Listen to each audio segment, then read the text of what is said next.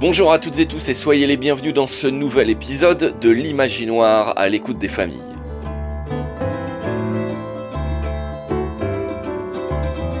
Puisque l'arrivée d'un enfant au sein d'un couple est une révolution, qu'en est-il alors lorsque l'enfant naît ou devient déficient visuel ? À travers des reportages et des portraits, l'équipe de l'association Résonance part à la rencontre des familles afin de récolter leurs témoignages et co-construire ces émissions.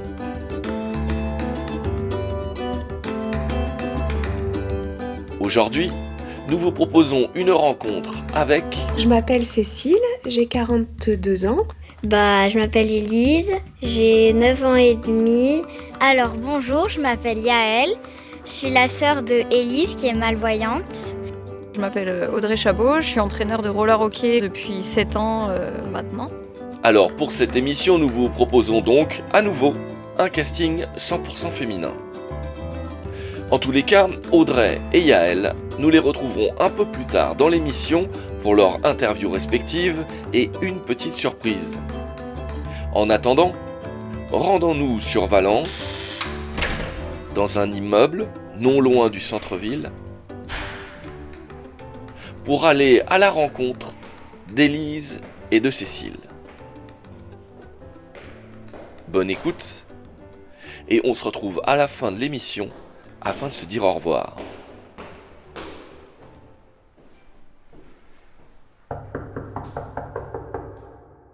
Donc je m'appelle Cécile, j'ai 42 ans, je suis maman de 3 enfants, Yaël, Élise et Pierre-Louis, et je suis mariée à Jérôme qui vit en Mauritanie. Je m'appelle Élise, j'ai 9 ans et demi et j'habite à Valence. Et j'adore ma maman, j'adore mon papa, mais mon papa il habite en Mauritanie et là ça fait au moins 1 mois qu'on l'a pas vu. D'accord. Et c'est pas trop dur ? Si, c'est compliqué. Ouais. Ça me manque. Il entendra ça, hein. Il entendra le message.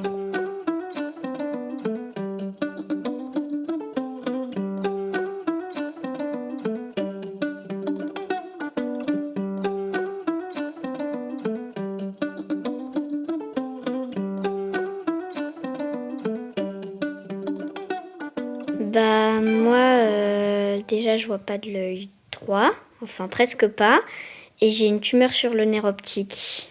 Et je sais pas quand ça m'est arrivé parce qu'on l'a découvert en grande section, moyenne section. Et j'étais au Maroc à ce moment-là. Tu habitais au Maroc ? J'ai fait ma petite section en France, puis je suis partie au Maroc et on est revenu pour me faire soigner au milieu de ma grande section. Voilà, Élise a très bien expliqué, elle a une tumeur sur les nerfs optiques, donc en fait ça a atrophié les nerfs et c'est ça qui a fait qu'elle a progressivement perdu la vue. On a découvert ça quand elle avait 5 ans, mais on pense qu'elle l'avait avant et que comme ça s'est installé très doucement, Élise a très bien compensé, donc on a eu du mal à se rendre compte de tout ça.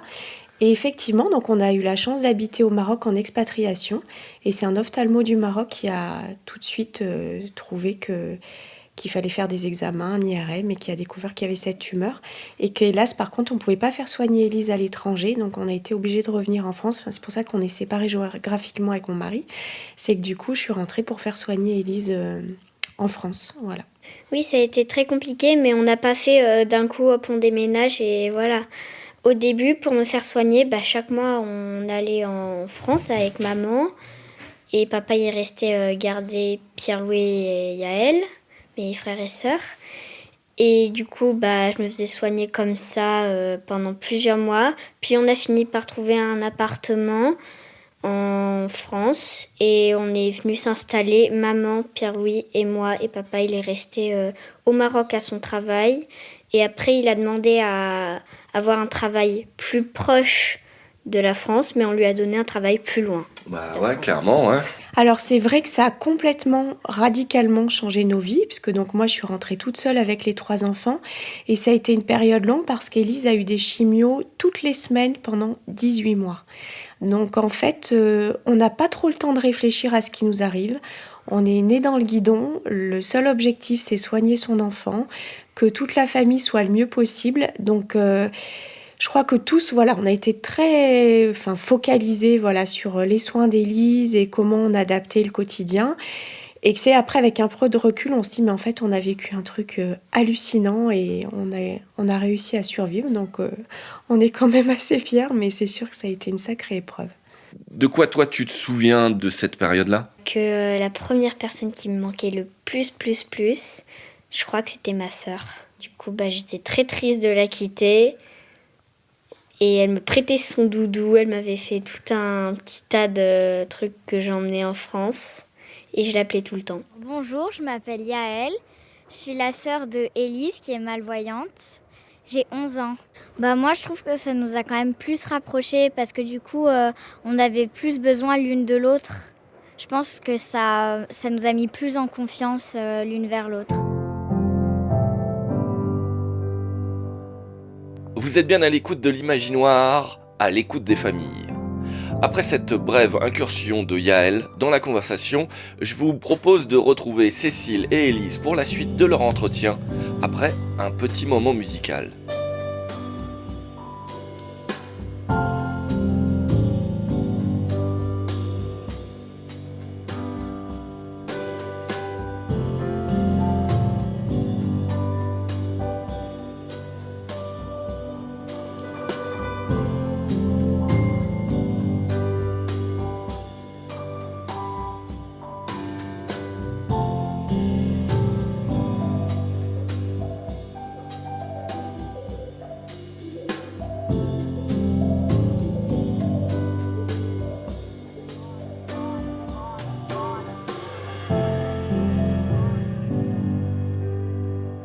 Pour que les gens se rendent compte du coup, au mieux possible on va dire, comment tu vois aujourd'hui ?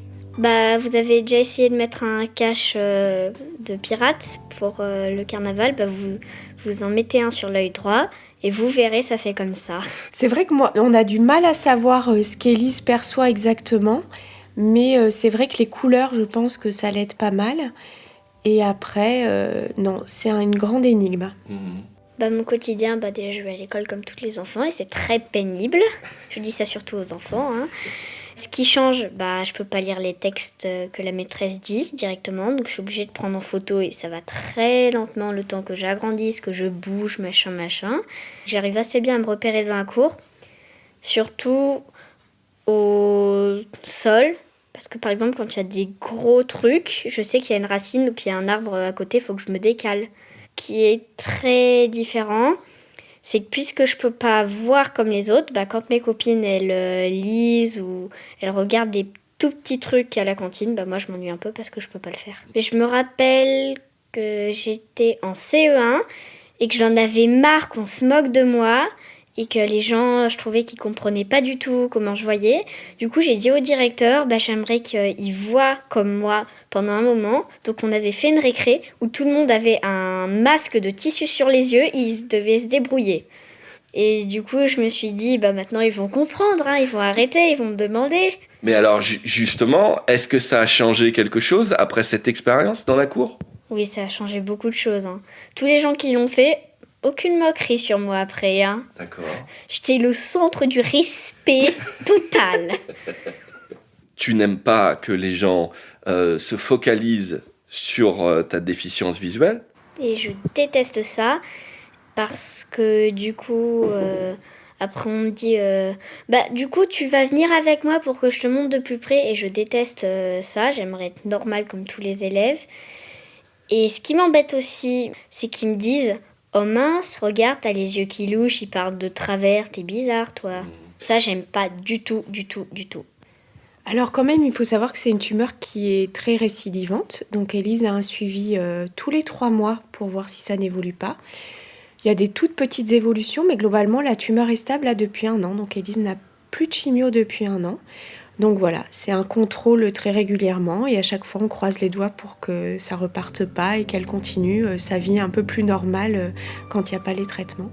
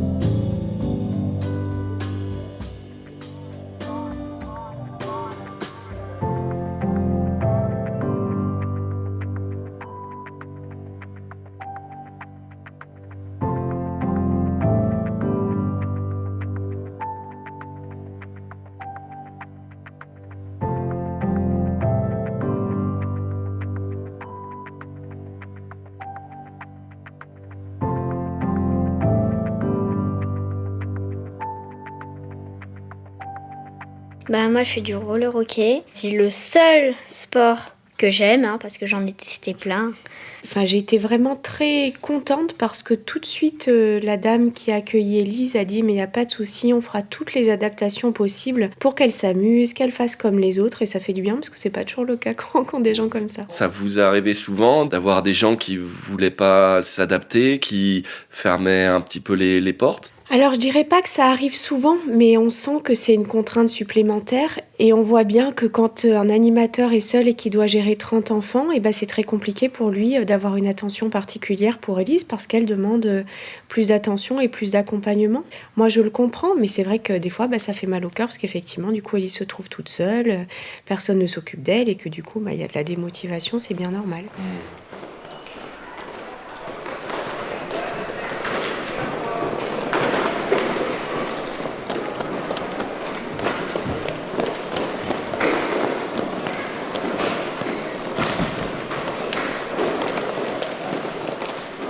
Alors si vous vous posez la question, nous sommes bien dans un gymnase. Pendant précisément un cours de roller hockey. Et de ce sport, de motivation, d'encadrement, d'aménagement, de sensibilisation des enfants, j'en passe et des meilleurs, il va en être question maintenant en compagnie d'Audrey. Vous êtes toujours bien à l'écoute de l'imaginoire, à l'écoute des familles. Et on enchaîne comme ça. Donc je m'appelle Audrey Chabot, je suis entraîneur de roller hockey au Valence Roller Hockey Les Aiglons depuis 7 ans maintenant. Je suis là pour encadrer, animer, initier, mais aussi emmener les enfants vers la compétition. Et donc ta rencontre avec Élise, ça remonte à quand ? Elle remonte au forum des associations en fait, où donc elle cherchait un sport et sur le stand, elle avait envie d'essayer du roller.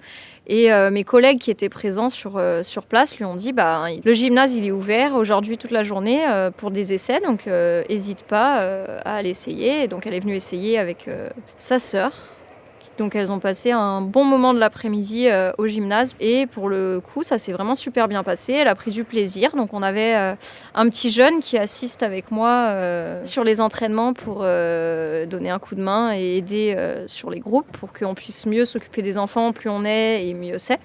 Et donc, en fait, Mathis est resté avec elle tout l'après-midi pour la guider. Il lui a donné la main pour ses premiers tours de roller. Et puis après, au fur et à mesure, il a essayé de la laisser partir, entre guillemets, toujours en restant à côté avec l'œil bienveillant qui est important dans cette situation. Et elle a passé, je pense, un très bon moment parce que derrière, elle a souhaité s'inscrire au roller hockey malgré que c'était du roller et qu'en plus, on a la crosse et le palais et que du coup, ça rajoute malgré tout une difficulté énorme à l'activité pour elle.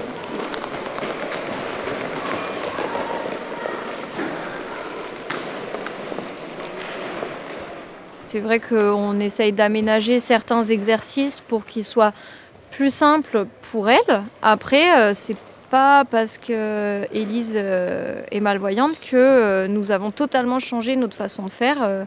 C'est juste que on va lui montrer les exercices avec elle, on va faire un premier passage avec elle pour qu'elle puisse bien se repérer dans l'espace, parce que c'est vrai que quand on dit aux enfants quand vous arrivez à la ligne rouge, vous vous baissez, quand vous arrivez au plot bleu, on lève un pied ou on passe en arrière, c'est beaucoup plus compliqué quand on voit pas très très loin. Donc on fait des passages avec elle et puis on essaye d'être toujours là aussi avec un petit peu plus d'attention sur ces petits détails qui sont vraiment en fait de l'organisationnel et pas de la pratique du roller hockey. Et c'est important du coup de prendre le temps, mais aussi de sensibiliser les autres enfants que y a des personnes qui ont besoin d'un petit peu d'aide ou juste un petit regard bienveillant en plus sur certains ou certaines joueuses. Dans certaines situations, ça ne nous empêche pas de jouer au loup glacé, alors que le loup glacé, tout le monde patine dans tous les sens à pleine vitesse. Et Élise, elle adore. Quand elle est le loup, on reste près d'elle quand même pour un petit peu la guider ou aussi pour qu'elle voit quelqu'un, s'il a été glacé ou pas glacé, parce que des fois, c'est un petit peu plus compliqué de voir de loin. Mais on fait nos jeux comme on peut le faire habituellement.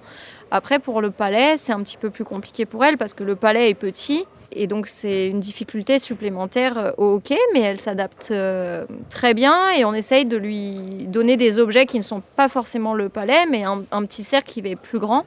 Et justement, on est en train d'essayer, donc avec un responsable, de lui fabriquer un palais de hockey, mais qui soit plus gros et avec les couleurs qu'elle voit le mieux, en fait, pour qu'elle puisse aussi participer aux activités au même titre que les autres sur les exercices. Après, c'est sûr que pour les matchs, ça sera beaucoup plus compliqué pour elle. Mais tant qu'elle prend du plaisir et qu'elle est heureuse de venir faire du roller, nous, c'est vraiment notre but, c'est que tout le monde puisse progresser et s'amuser et se faire plaisir en faisant du sport.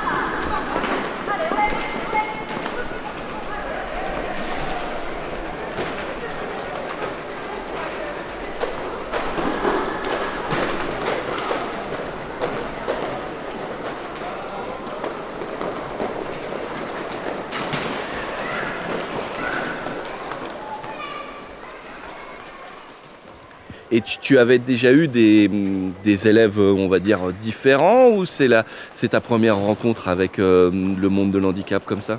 C'est ma première rencontre donc avec Élise. Et moi, je suis très heureuse de pouvoir faire en sorte qu'elle puisse participer à des activités avec des copains, comme tout le monde, et puis sans dire ah ben tu es malvoyante, tu ne peux pas faire ça. Et je trouve que c'est vraiment important pour elle et pour nous, et puis pour tous les autres enfants qui sont là aussi, de se rendre compte que c'est pas parce qu'on a un handicap que ça nous empêche de faire des choses, quoi.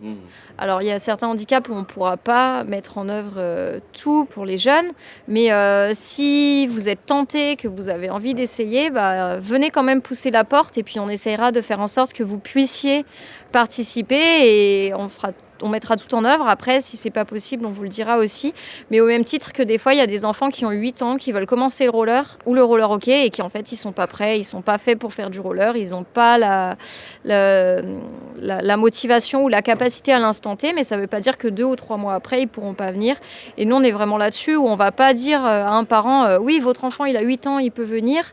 Il faut qu'il vienne. S'il n'est pas prêt, on vous le dira. Au même titre qu'on prend les enfants à 4 ans, mais qu'on en a déjà eu à 3 ans ou 3 ans et demi, parce que certains étaient prêts à 3 ans et demi pour faire l'activité. Donc à découvrir et n'hésitez pas à venir nous rencontrer. Voilà, le message est passé. Mais il reste l'interview d'Yael, qui a d'ailleurs également un petit message à diffuser. Alors moi, je voudrais dire que déjà, essayez de ne pas prendre les gens qui ont des problèmes de malvoyance ou de n'importe quoi comme des gens différents, parce que je pense que c'est pas vraiment des gens différents. C'est juste des personnes avec un problème en plus. Mais ça va pas changer sur eux. Je trouve qu'il y a beaucoup de gens qui manquent de tolérance, qui considèrent les gens entre guillemets handicapés comme des gens pas normaux. Et moi, je trouve que c'est pas vrai. C'est dur d'avoir ce point de vue, que c'est de penser comme moi. Moi, au début, je pensais comme la plupart des gens. Et puis après, quand ma sœur, ça lui est arrivé ça, je m'en suis rendu compte. Mais du coup, essayez d'être plus tolérant. Là, tu dis que toi, avant, tu n'avais pas trop conscience de ça. Puis, comme c'est arrivé à ta sœur, tu as pris conscience de ça. Oui. Et là, tu envoies un message aux gens de dire d'être plus tolérant. Mais alors, est-ce que c'est possible, sans le vivre vraiment à l'intérieur de ta famille, de devenir plus tolérant ? Comment tu penses que les gens ils peuvent changer ? Moi, je pense que c'est tout à fait possible. Mais après, on peut faire partie d'associations qui aident ces personnes-là, ou tout simplement faire un don, quelque chose de très simple qui pourrait aider. J'ai des copains qui m'aident aussi. Par exemple, j'ai une amie qui m'avait proposé qu'on enregistre un livre pour ma sœur, comme elle ne peut pas vraiment lire. Donc, il y a des gens qui comprennent vraiment bien. D'accord. Et est-ce que vous allez le faire, ce livre audio ? Oui, pour le moment, c'est en bonne voie. Du coup, c'est une belle transition pour parler de la suite. Pendant le confinement, avec ta sœur, vous aviez travaillé un petit projet. Est-ce que tu peux nous expliquer ce que c'est ? En fait, c'est parti d'une émission de radio, pareil, qu'on écoutait et qui proposait de faire des émissions. Et donc nous, ça nous a donné envie d'en faire une. Et du coup, on essayait de trouver des choses à raconter sur notre quotidien, sur ce qui se passait pendant le confinement, pour les mettre en émission. Et on les envoyait à la famille, aux amis, à ceux qui avaient envie de l'écouter. C'était beaucoup d'improvisation ? Oui, c'était de l'improvisation. En fait, il y avait vraiment beaucoup de choses à dire, donc on cherchait pas vraiment. Mais c'était quand même de l'improvisation, on passait pas des heures à écrire ce qu'on allait dire. Mais vous aviez déjà travaillé des choses un peu similaires, travaillé des histoires ensemble, ou c'était vraiment la première fois et c'est parti comme ça vu que vous étiez en confinement et bim? Non, on avait déjà fait des choses chacune de notre côté, et puis ensemble, on avait déjà fait des petites productions, mais on avait envie d'en faire un plus gros projet. Avec ma sœur, pendant le confinement, on s'ennuyait un peu, alors on a fait l'Info des Sisters pour amuser notre famille. C'est une émission dans laquelle on fait des blagues, on donne des idées de bricolage, de recettes de cuisine, on leur fait partager nos coups de cœur et on a créé ça pour notre famille et nos amis. Et pour les faire rigoler. Bienvenue dans l'Info des Sisters. Alors maintenant on passe à l'interview, on va demander à plusieurs personnes ce qu'elles pensent du confinement. Alors madame, qu'est-ce que vous pensez du confinement ? Le confinement, c'est nul. À part peut-être qu'on a plus de temps pour faire des choses. Par contre, après, au niveau de l'école, des copains et des sorties, c'est nul.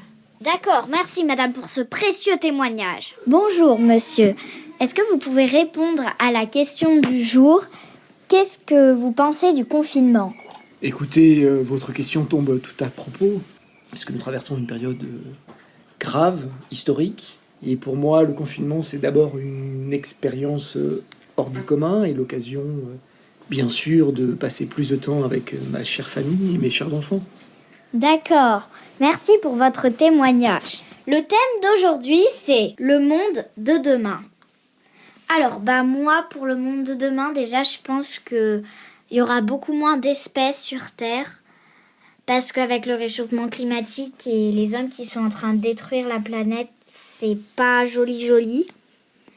Donc je pense que quand on sera plus grand et le monde de demain, moi je pense qu'il y aura beaucoup moins d'espèces et de biodiversité sur Terre. Moi pour demain, je pense déjà qu'il y aura des voitures qui seront électriques. Et je pense aussi qu'il y aura plus de panneaux solaires à la place de trucs machin bidule. Et je pense que les voitures, elles pourront péter et voler aussi. Et j'espère que les humains vont faire plus attention à moins utiliser de pétrole parce que c'est une source qui se renouvelle pas avant des milliers d'années. Et j'espère que le monde de demain, il sera plus avancé, mais que les humains feront plus attention aux espèces d'animaux. Et puis après aussi, ce que je sais et ce que je pense, c'est que le monde de demain, on aura découvert beaucoup plus de choses, autant en technologie que dans la nature. Et puis après, je pense que les hommes, ils vont aussi se développer pour s'adapter au réchauffement climatique, par exemple. On verra bien. On verra bien alors. Et c'est ainsi que se termine cette 23e émission de l'Imaginoire à l'écoute des familles. Merci à Cécile, Élise, Yaël et Audrey. L'Imaginoire est une émission d'une durée de 25 minutes seulement. Nous n'avons donc pas pu passer l'intégralité des interviews. Alors, si le cœur vous en dit et que vous voulez approfondir, retrouvez les émissions ainsi que des bonus inédits et les interviews en intégralité en vous rendant sur la page www.mixcloud.com/l'imaginoire. L'Imaginoire, L-I-M-A-G-I-N-O-I-R. Vous pouvez également nous rendre visite sur la page dédiée à l'émission, le facebook.com/l'imaginoire. Cette émission vous est proposée par l'association Résonance et elle est soutenue par la CAF Drôme, l'Archipel des Utopies et la Fondation Française des Jeux. À bientôt pour une nouvelle émission.